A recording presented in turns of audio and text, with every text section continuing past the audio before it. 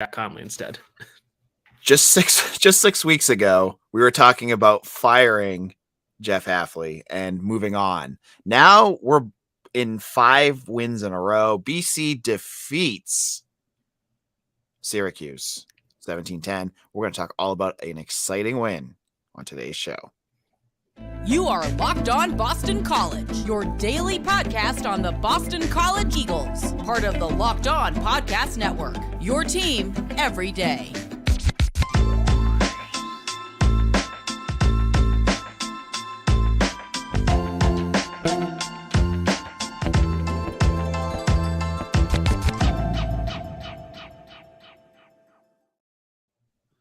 Locked On BC, I'm your host, AJ Black. Today's episode is brought to you by Gametime. Download the Gametime app, create an account, and use code LOCKEDONCollege for $20 off your first purchase.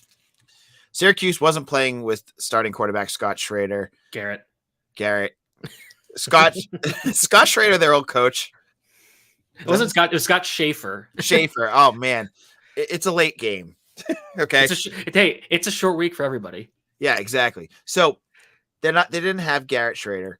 They didn't have much in terms of passing, but BC ekes out a 17-10 win. Their 5th in a row as they head into next week against Virginia Tech with the path still in front of them.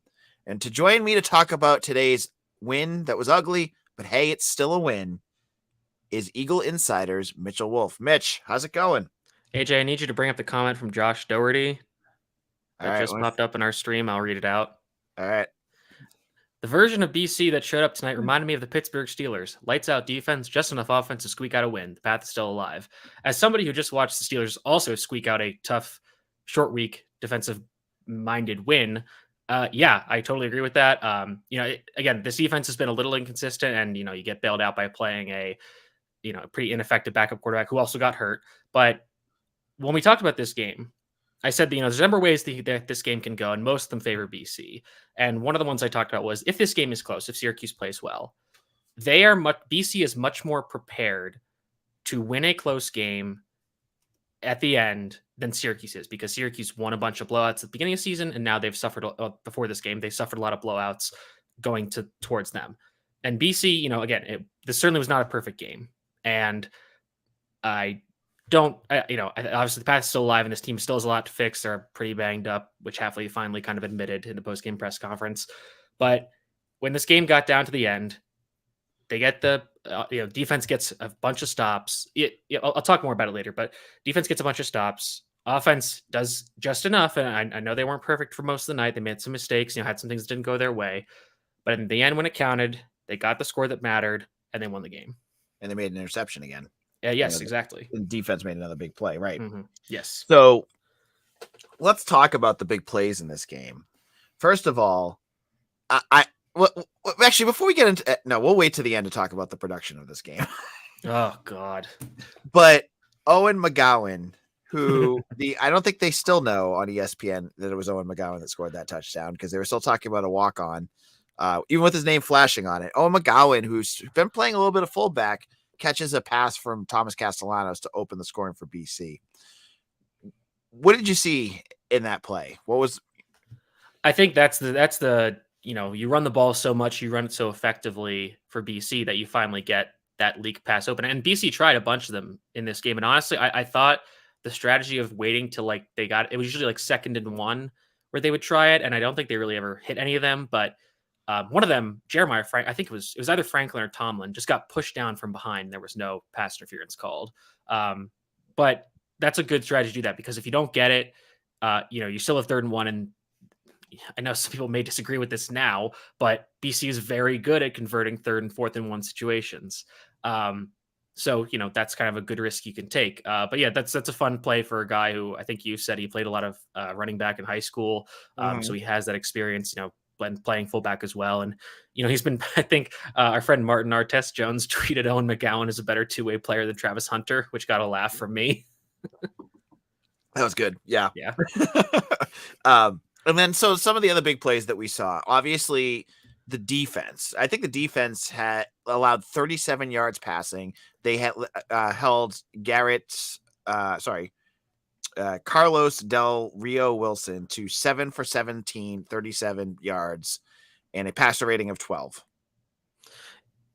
According to Stat Tracker. I don't know if that's the official quarterback rating. I imagine his rating would be 0 on some. Am I wrong?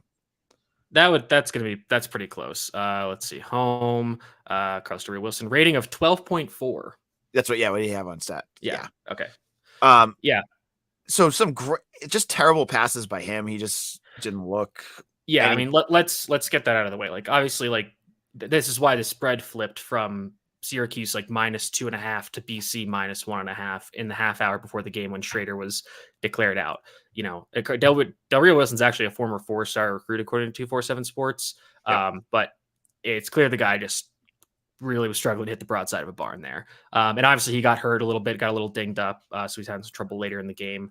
But I mean, you got to give credit to some of BC's defensive backs. CJ Clinkscales with that first pick, read the quarterback size perfectly. Elijah Jones with an interception that, of course, we didn't see live because of the delightful camera work of ESPN2 in the Syracuse Dome. And then I don't think anything will ever beat Amari Jackson's pick 6, but that play from Elijah Jones down in the red zone was pretty close to like rip the ball out of the receiver's hands. And then Cole Batson to get the game sealing one off a tip was a great play. I'm very interested to go watch. I mean, the problem with going back and watching this game is you're not gonna be able to tell really anything that's going on because of how bad the camera angle is. Oh, it's awful. Excuse me. Yeah. And then in the run game, I think this is another situation where, and I think you could quibble with this, where, I think BC gave up 3 big runs, 2 to LaQuint Allen and 1 to Carlos Del Rio Wilson. Actually, Carlos Del Rio Wilson had 2 as well. One of them was obviously a touchdown, but other than that, I think I went back and counted out of Syracuse's, I think 47 plays. Mm-hmm. I'm just going to confirm. Yeah, 47 plays. 47 plays. There were, I want to say, 6 or 7 that went for more than 5 yards. So, like, I know that you give up these big explosive plays, and again, like, I thought LaQuint Allen was like their best offensive threat. Like, he's a pretty good running back. Like, he's going to have a few good plays here and there. And one play was one where he just completely bounced it out, reversed his field, bounced it out the back of the run game, bounced it out the back of the run scheme. And BC could have had better contain for sure. But, I think especially in the second half, BC obviously really clamped down, didn't really allow anything in their offense to get going. Got help from some penalties too. But obviously BC has had, they've had that swing against them in games past. So, the running stats are going to look bad. But if you think about it, it's really just like 2 or 3 plays. And, when they got into the red zone, they forced turnovers, forced, punts or field goals. So, overall, a pretty impressive effort from this defense from top to bottom. Even though, again, you were playing on the road, you're playing a backup quarterback, but you are playing on the road on a short week. And I don't know how much they knew about Schrader being out, but if you go into the whole week game planning for one quarterback and it's a different one, like that's gonna have some effect on your game plan. And I was kind of disappointed about how much they let Del Rio Wilson run, because the game plan for Schrader is he's going to run too. And then they still had issues containing Del Rio Wilson in the first part of the game. So yeah, I was really impressed by the defense performance overall. I mean, Elijah Jones, I just really am so happy he's finally getting interceptions after recording 0 going into last season. So that really impressive performance from them. So in a moment, I want to talk about the offense. We're going to look at Thomas Castellanos' up and down game, some concerns that we have about the running back position with the injury to Kai Robichaud. We'll talk about that play in particular, and we'll look at everything else that happened in this game on the offensive side of the ball. But before I do that, I'm going to tell you about our friends over at Gametime. Gametime is the place to go when you are looking to go to a game, musical, theater, whatever you're doing. They have it all. Now, Gametime, you shouldn't have to worry about buying tickets, because Gametime makes it fast and easy with killer last-minute deals, all-in prices, views from your seats, and their best price guaranteed. I am looking to get my wife a birthday present to get her to see Pretty Woman at the Hanover, and I'm going to use Gametime because I know they're going to have the best prices, and I can see the seats beforehand, get a good deal, and get her a great birthday present. So go to Gametime right now, download the app, create an account, and use code LOCKEDONCollege for $20 off your first purchase. Terms apply. Again, create an account and redeem code LOCKEDONCOLLEGE for $20 off. Again, what I've said about this Gametime, when you look at some other sites, you see a price for a ticket, right?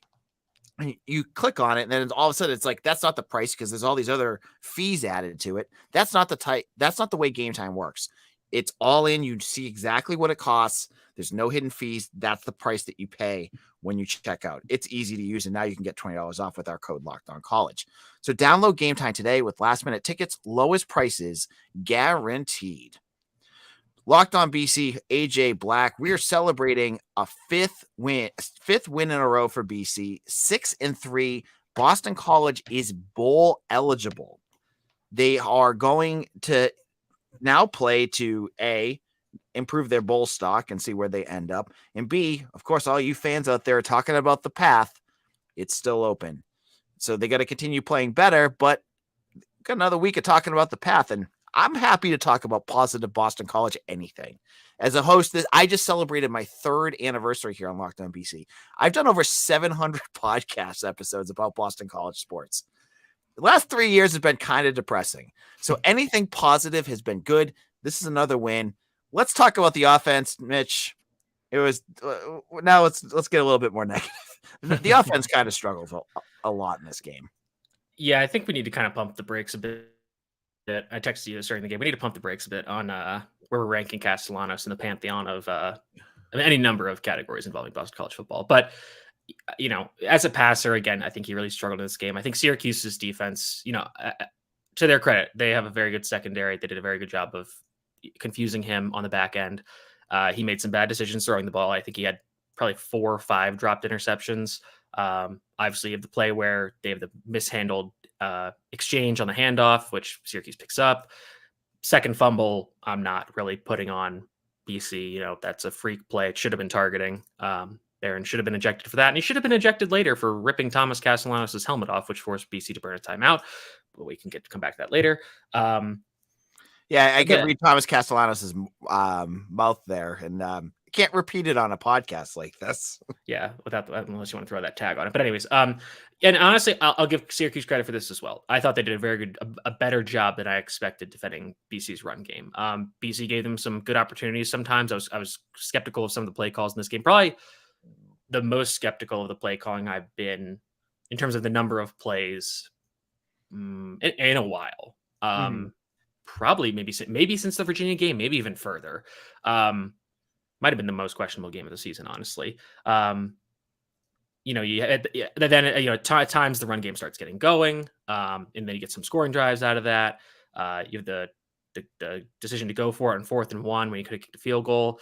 I went to the analytics for that, and it said it was a toss up. So, and with how well BC was moving the ball, both in this game and on the season, I get it. Play call was pretty much the same one BC runs all the time in that situation. Syracuse did a good job of getting in the backfield, and then Castellanos had to jump, which maybe not the best decision, but he's trying to make a play. And again, weird that there was no spot review. I thought he was a lot. They basically said he had no gain. I thought he gained at least a yard and maybe could have even gained the first down. So I would have liked to see at least a review on that, but I digress. But again, it's good to see with Castellanos, again, missing passes. Sometimes the receivers had some questionable plays. But again, I think a lot of these are more on just misses by him. But it's good to see that, he can make some of these mistakes, but it doesn't really rattle him as the game continues. And especially in these clutch situations where, again, he's not throwing the ball a ton, but, you still see some good throws, some good decision-making there. And I think they are using him less on design runs, especially early in the game, maybe just because they want to keep him fresh for later. And obviously when you have a guy like Robichaux playing so well, you can do that. But then of course he gets hurt. And I mean, granted, I'm not sure, we don't know what it is yet, but he was on the sideline still. He just had his pads off. So I'm kind of hoping that, now they get a long week of recovery. Hopefully he can be back for Virginia Tech next week. If not, I'm still skeptical of the depth at running back, but now Hafley admits that guys like Patrick Garlow, Ryan O'Keefe, and George Takis are all out for the year. Revealed that post-game press conference, which we kind of thought there were rumblings. We just didn't know for sure. Now he kind of confirms it. Alex Broom didn't play in this game. Couldn't tell you why. And we'll never know really. BC's availability going into any game is always going to be a bit of a wild card. And, we were kind of wondering if Castellanos is banged up a little bit. I don't think so. I think they're just kind of changing the game plan a little bit, not to put him at risk as much. Mhm. And so, going to Virginia Tech next week, it's going to be a very interesting game because Virginia Tech plays a very different style of defense. Were much worse on the back end, but their defensive line, especially as pass rushers, are much better.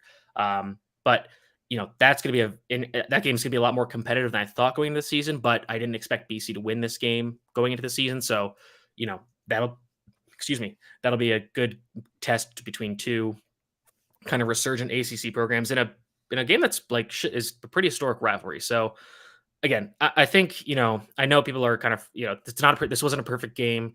BC hasn't really played a perfect game this season, and you rarely do, but a lot of these games are interesting, competitive down to the final snap, which can be frustrating as a fan. But I think we do have to acknowledge that, winning is just always better than losing. It's just always more fun. Yeah. We're talking about this path thing, and it's a little crazy, but I've been thinking about this a lot recently, and with college players, minus the COVID year, the most amount of games they're going to have is 52 games. And unless you get medical redshirt or crazy COVID year or something, you have 52 games to root for these guys for any given player. So I think just, it's just different in the NFL that way because, you only have a limited amount of time. You only have a limited amount of games. So, and unlike the NFL, you don't really gain anything from losing and, getting rid of assets or whatever. So I think just, it's just fun to ride this wave, especially given how this year started with the 1-3 start, losing, barely beating Holy Cross, dropping to NIU, barely losing to Florida State and then getting waxed by Louisville. You can't deny that just a 5-game winning streak is really fun, and BC's going to have an opportunity to really improve their role positioning going into the final few games of the year.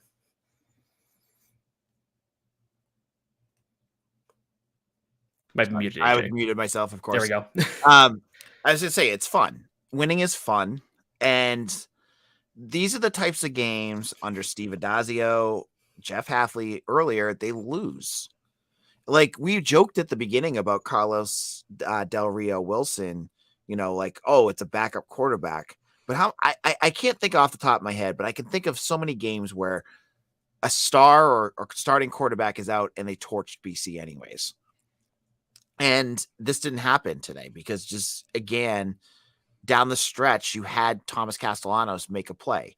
Yeah, I wasn't really thrilled with how he played either, but as much as he was frustrating with some of his passes. I mean, he should have thrown at least 4 interceptions at one point. He still, at the end of the day, made the plays that they needed to have him make to win a game. Yeah, I mean, that duck on the sunshine from, remember the Titans play where he ducked under the sack and scrambled the other 2 scrambles. He had a really good throw to Jeremiah Franklin down the seam.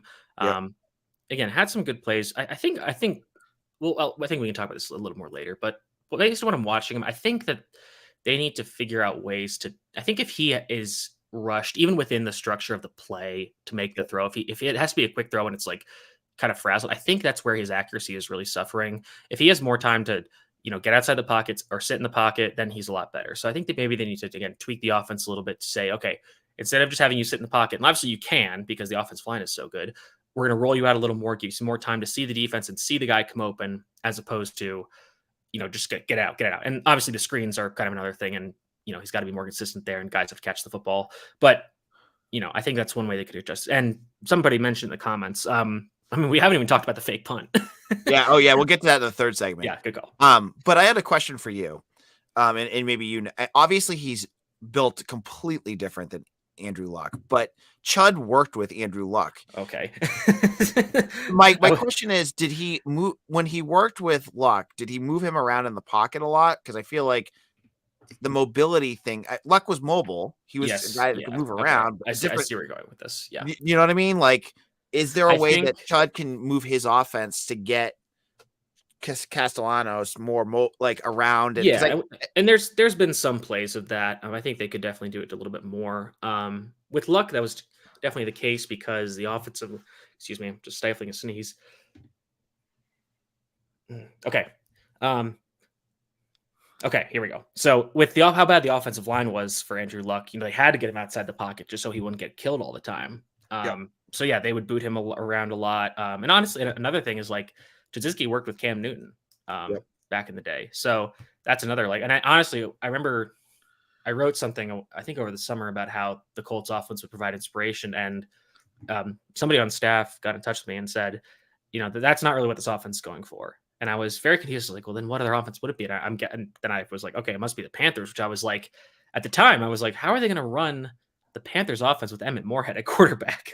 Yep. with him being Cam Newton? I was like, that doesn't make any sense. But now you got a guy it kind of tracks. And again, obviously Cam Newton and Thomas Castellanos, very different styles of runners, but there's certain plays that you can have, and they're analogs, but they win in slightly different ways. But I mean, Castellanos, despite it being relatively undersized, he is, pretty tough to bring down. And I mean, he certainly has like the explosiveness and the speed that a player like Cam Newton did at the time. So I think they can definitely make those changes. And before we go to the defense, one player that we need to mention that I don't think we talked about is Andre Hines. Oh yeah. And Mitch and I were talking about him before we got onto the podcast. Watching what he can do, BC is obviously very thin now at running back. Hopefully Robichaux can make it back and Broom can make it back at some point. He seems much more of a fit with what they were doing with the power running than Cam Barfield. I think the frustrating part was that at times BC would try to run laterally with a guy like with a guy like Kai Robichaux, and then try to run downhill with a guy like Cam Barfield. And that just doesn't make any sense to me. Because Robichaux doesn't have the speed to get the outside, and Barfield doesn't really have the size to pound inside unless it's perfectly blocked. Again, Hines, I think he's recruited the previous regime. This was the first game he's played. I'm going to say offensive snaps, and it might be snaps ever. And he gets, a few carries to ice the game. And Hafley said in the post-game press conference that he got the game ball and he had tears in his eyes. And he said, guy could have gone in the portal, but Gon's place he was going to play, but he's been very valuable as the scout team running back. So that's really awesome to see that. Again, I'm not sure. We don't know Robichaux's long-term injury status. I'm not sure how effective Hines will be with as the number one running back, given that he was like 6 on the depth chart to start the year. Mm-hmm. But nevertheless, very cool moment for him. Would love to see it continue the next few games. All right. In our final segment, we're going to wrap things up by talking about the defense. You're going to want to hear our thoughts about how they played and some of the things that they did that went really well and some of the things that they struggled with. We'll get into that in just a moment. Now, PrizePicks is the easiest way to turn $10 into $250. And all you have to do is make your picks during the basketball season and football season. You can make 25 times more of the money when you make your selections on PrizePicks. With the basketball season here, you can now pick combo projections across football and basketball from the Specials League, a league created specifically for combo projections that includes 2 or more players from different sports or leagues. For example, LeBron James and Travis Kelce. I can't even say Travis Kelce without even thinking about Taylor Swift at this point. But at a 10.5 combo of 3 points made and receptions. Want to play alongside some of PrizePicks' favorite players like rapper Meek Mill and comedian Andrew Schultz? You can now find community plays under the promos tabs of the app to view entries from some of the biggest names in the PrizePick community each week. And this week, I am picking Travis Kelce to have more than 75 receiving yards. Now you can go on PrizePicks and you can make your picks too. Now, go to prizepicks.com/lockedoncollege and use code LockedOnCollege for a first deposit match up to $100. Again, go to prizepicks.com/lockedoncollege and use code LockedOnCollege for a first deposit match up to $100. PrizePicks, daily fantasy sports made easy. This is Locked On BC. I'm your host, AJ Black. Before we get into our final segment, I want to introduce a new feature that we have here on Locked On. Some of you are members of Eagle Insider, and you go onto our message board. Some of you aren't. We now have something called Subtext.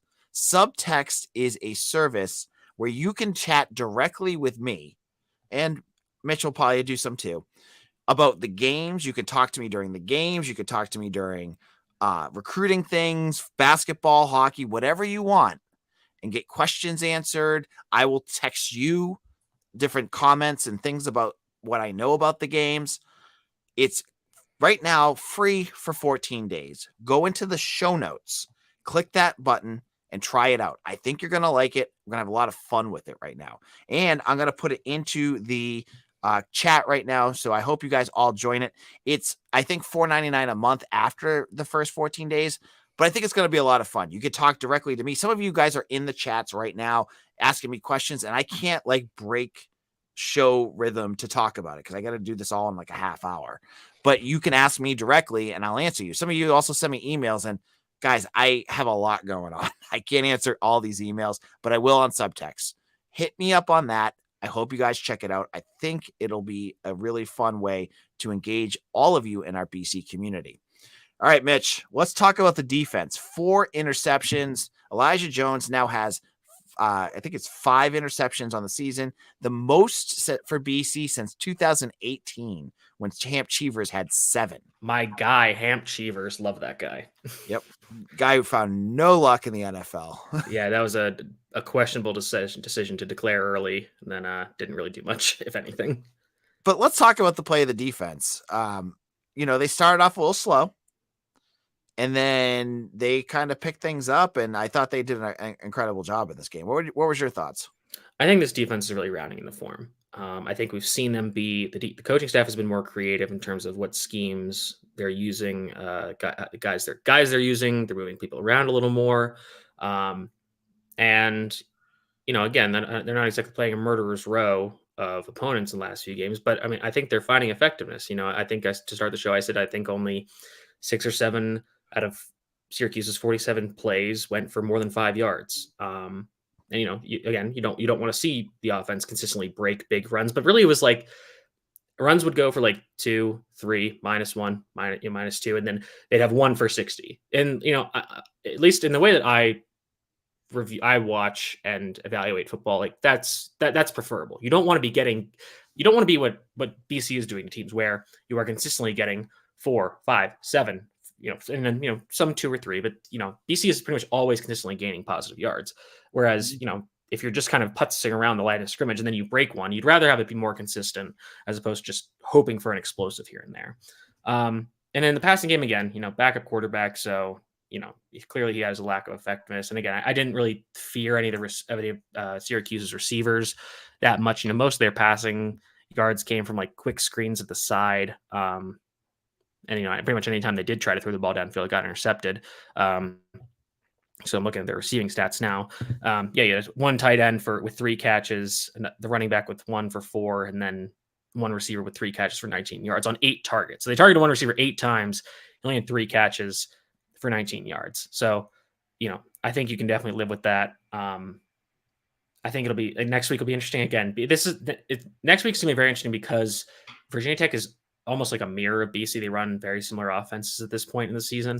But I do want to come back to that fake punt play because we did say we would talk about it, which was exceptionally fun. That play is interesting because honestly, I think this is similar to the fake punt that BC executed against Wake Forest last year, which I believe was with Danny Longman. But it's one of those Aussie rule punts where the punter rolls out to the side. And sometimes those, from what I understand, the punter has the option to fake it if the defense just completely bails and he's got a lane, then go. And with how Ken Dottie kind of like tiptoed to the first down, I think he was like, I think there's a road. I think we'll keep talking about the path. I think there's a path. I think there's a path that he finally falls forward, gets the first down, and the sideline goes crazy. And I saw people talking about this on Twitter. A lot of these plays, like that play, some interceptions, you see the sideline just going absolutely nuts. And I think that's just so cool to see for this team that was so down and out last year, just getting absolutely shellacked every week. And you're so frustrated. And then this week, again, not a perfect game, but you're in it and you're competing and, guys are coming in, you need to have that next man up mentality. And those guys are succeeding, obviously CJ Klinkskills has the game, they went berserk for his interception too. Yeah, exactly. Yeah. That was so cool to see from these guys. So, it's just a really, again, these games are not fun in terms of like, being very competitive and stressful towards the end, but I think it's just a fun team to watch. And, there's some years where you just really don't get that. And, I think even in 2021, during the stretch when Grossell was starting against the ACC teams, it was really tough to watch. Obviously last year was really tough to watch. So, watching a team that is consistently winning games in clutch situations, against UConn, they're still up, but they need to close out the game. Against this team, they get that late touchdown, then the defense closes it out with interception. You've comeback wins against Georgia Tech, against Virginia, and then you have the kind of you get out hot, and then you let Army come back, and then you come back again to win the game late. So really cool to see the resilience of this team. It's the again, culture. It's what I think what we're getting at is that folks, and I understand it, I totally get it, that we're really hard on Halfley to kind of at the beginning of the season. Like he has that locker room. These guys believe. Every week they believe that they can win this game, and it's clear with the way that they play out there that, like, yeah, maybe they're not playing perfect and they make tons of mistakes, but they figure it out. They figure out ways to win, and that's what they need to do. And it's not just Thomas Castellanos; it's other guys out there. All, as you mentioned, Sam Candotti, Elijah Jones, Owen McGowan, CJ Clinkscales, Andre Hines, all these guys that you didn't even think about are going out there and making plays, and that's fun. As a BC fan, what else can you ask for at this point? And I think because, and this is something we've talked about pretty much ever since I started coming on the show, like this is like the really first, again, this is the most, I would say this is the most complete BC team since Halfley has arrived, because obviously the defense in 2020 had their moments, but a lot of that year was just Phil Lindsay and Hunter Long going nuts. Next year, offense has a lot of struggles because Grosel is in it. They can't really move the ball. And the defense, again, has their moments, but because the offense is so bad, they're getting really put in bad positions. Last year, same thing. Offense is absolutely abysmal. Defense, again, has some moments, but they just keep getting put back on the field in bad situations. They can't do much.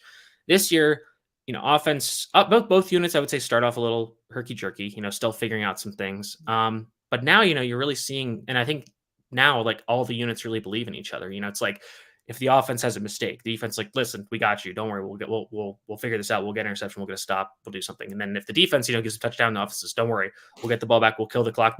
That's the other thing is like the offense is so good at maintaining those drives. And obviously, again, they weren't perfect today, but for the most part, they are good at extending those drives, giving the defense time to rest so that by the time the defense comes back out, they are now much better prepared to get a stop, to get a turnover. And that's why this team is fun to watch, because they are so much more complete than they have been in the last few years. Totally. And I want to read a quote before we head out from Jeff Halfley that I thought was great. He said, "Great things happen with our team in the fourth. I said to my mom, she's 75. I said, you got to stay up late because we win every game in the fourth. She said, you can make this easy. I said, no, just tune in for the fourth quarter." Basically, I think that's it right there. Right. Yeah. So any last thoughts before we head out, Mitch? God, I don't know how many more games at the Carrier Dome or the JMA Wireless Dome. Let's talk about let's talk about the production of this game. Oh my God. It's every time. Where the camera is situated in this game is awful because you can't see anything that's going on. The cameraman was either blind or drunk because anytime a pass got thrown more than 10 yards downfield, he had no clue where the ball was going.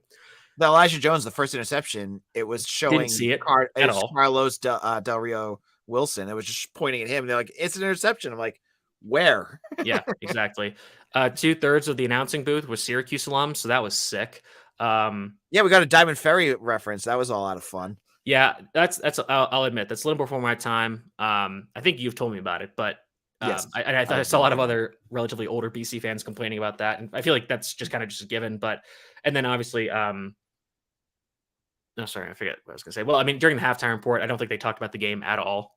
They just talked about Connor Stallions and the playoff race. And listen, I get it. BC Syracuse, maybe not the most compelling national audience, but the people who are watching the game, the people who are tuning in to watch this game, probably most of them care about the teams. So maybe talk about the teams that are actually playing in the game. Because that's what College Game Days, that your morning production show is going to talk about the college football ratings and Stallions and all that crap. Yeah, exactly. Like talk about the game for a little bit. Yeah, and then there was one point where, of course. So, and this is like the second or third week in a row where we get some feature about the players on the other team being artists, which, like, again, that's great and all, but then they're not talking about the game that's actually going on. And they miscalled who scored BC's first touchdown. They called it as Anthony Ferrucci, who is a walk-on freshman running back. And I get it. He's a running back, so it's more likely he's on the field. But if you had watched BC last week, if you did some research, if you, zoomed in and watched the game and, could see the name on the back of the jersey, you can see it was Owen McGowan. So, and they made the same mistake coming out of halftime. Like they had a half hour to figure out that they made a mistake, and they still doubled down on it and said, Yeah. Ferrucci, it's a Boston name. No, it's Owen McGowan. Yeah, man. I will say this, man. If you were Italian, you were loving this game because we got a ton of it for about Vinny DePalma and Paul Carcaterra, the sideline reporter, and one of them compared Vinny DePalma to Luke Kuechly, which I almost had a heart attack. So I was like, okay, we don't need to do this. We can be reasonable. Yeah. I love me some Vinny DePalma, but let's keep him where he belongs, right? Mhm. And he's a fun guy to watch, and he's been valuable, but he's not Luke Kuechly He's not like one of the best linebackers to ever live. ever. Period. Yeah. He's just not. Yeah. But congratulations to the team. I saw on Twitter that they gave him bowl eligibility shirts, which I think is cool. I can't tell. I think with that, again, how much this team started last year, like you just like celebrate every win as much as you want. Like honestly, I don't care. Like this is a fun team, and then again, the path is very much alive. And as you guys know, I cover BC recruiting and the transfer portal. This is all going to help. This is all going to be huge for BC. There's a bunch of new 24s. I have it all up on the site right now. If you join Subtext, I'll throw you the names on there if you want to know more about them. If you want to see BC do well in the transfer portal and get a few more 24 recruits, this is the time to do it. 5 wins in a row. There's guys out there right now that I know about. They're waiting to see how BC does. Winning 5 wins in a row is going to be helpful to get those kids. So that's my thoughts. Mitch, we're going to head out because we're almost up to 40 minutes. We have a ton of people out there listening to our show today, which is great. Thank you all. If you have not already done so, subscribe to our YouTube channel. Hit the subscribe button. Hit the like button too as well. It'll help people find our podcast. Our podcast gets more hits than Jeff Hafley's press conference and anything on the VC site. But just check us out. Hit the like button. Make sure you follow along. And Mitch, where can people find your work? You can find me at Mitchell T. Wolf, WOLFE on Twitter. That's where I posted the picture of my dog, who we forgot to put his BC bandana on until the fourth quarter. And very soon after we put it on, BC scored a touchdown and then got the interception. So we might have to be more diligent about that in the weeks going forward. But yeah, make sure you follow me on there and make sure you just check out the work on Eagle Insider. I'll have my 3 stars article up probably sometime this weekend and then have the rewatch articles later in the week. I'm going to be rewatching this in about 6 hours with my son, who told me before he went to bed, I want to watch the BC game with you in the morning, Dada. So at least it's going to be on rewind so that I can fast forward through the 8,000 commercials. Daddy, why is the camera angle so bad? What happened there, Dada?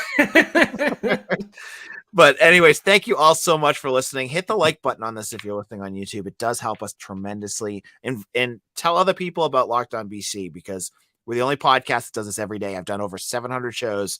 And if you want BC news, we're the place to go. This is Locked On BC. We'll be back again on Monday for another new show. Locked On BC, your home for BC. Your team every day. The path.